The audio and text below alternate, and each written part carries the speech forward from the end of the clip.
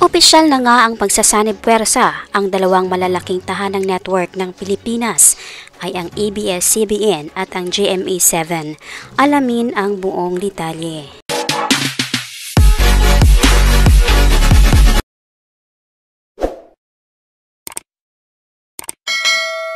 Magandang araw mga kaibigan, welcome back to our YouTube channel, Be Truth. Mainit na balita. Trending ngayon ang pagsasanib puwersa ng dalawang malalaking tahanang network ng Pilipinas, ang kapamilya ng ABS-CBN at ang kapuso GMA7. Nangyari ito nitong araw Miyerkules, March 20, 2024. Ang naging host dito sina Robby Domingo ng ABS-CBN at Iya Villania Arellano ng GMA7. Malaing grande rin naman ang sinakyan ng It's Showtime host na glittery float sa kanilang motorcade papuntang GMA7, kasabay rin sa kanilang mga bonggang outfit. At ito na nga ang official contract signing ng dalawang network at nariyan ang mga bosses ng GMA7, sina Mr. Felipe S. Yalong, Attorney Annette Guzon Valdez, Gilberto Duavet Jr. at Attorney Felipe Guzon.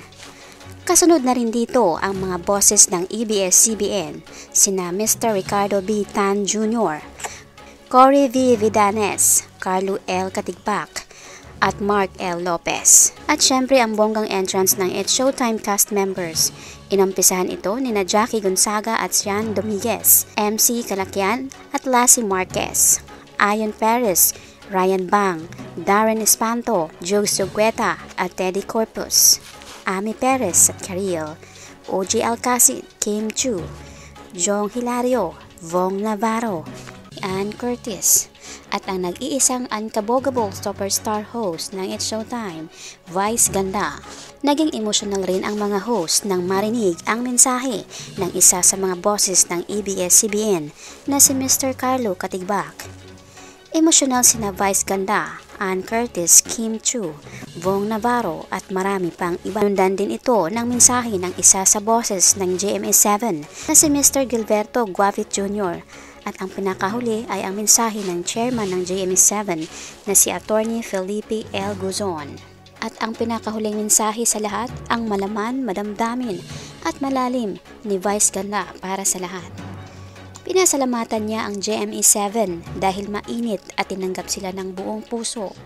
Noong una di umano, minuksan ang mga bakuran nito sa GTV at ngayon ay buong bahay na sa GMA.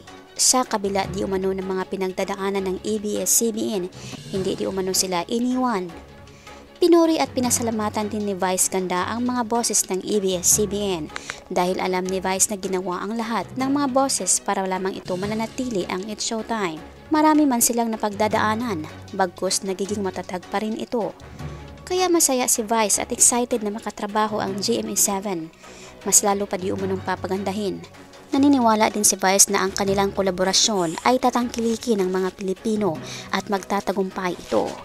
Mga kaibigan, anong masasabi mo sa pagsasanib puwersa ng GMA7 at ABS-CBN? Kaibigan, ano man ang iyong opinion o komento? Welcome kayo dito. Maraming salamat po. By the way mga kaibigan, mag-shoutout na naman po tayo sa mga latest or newest comment ng aming minamahal na viewers. Malakas ang shoutout po kina Hisham Makasulong, Petronila Francisco, Mark P. Press, Marites Tan, at Susan Vinoya. Malakasang palakpak po sa inyong lahat. Marami pong salamat sa inyong pagbibisita at pag-effort na rin na magkomento. Pasalamatan din po namin kayong lahat naming minamahal na viewers. Nag-comment man po kayo o hindi, na-appreciate po namin ang inyong pagbibisita. Taos-puso po naming pinapasalamatan ang inyong ibinahaging oras upang mabisita ang aming munting channel.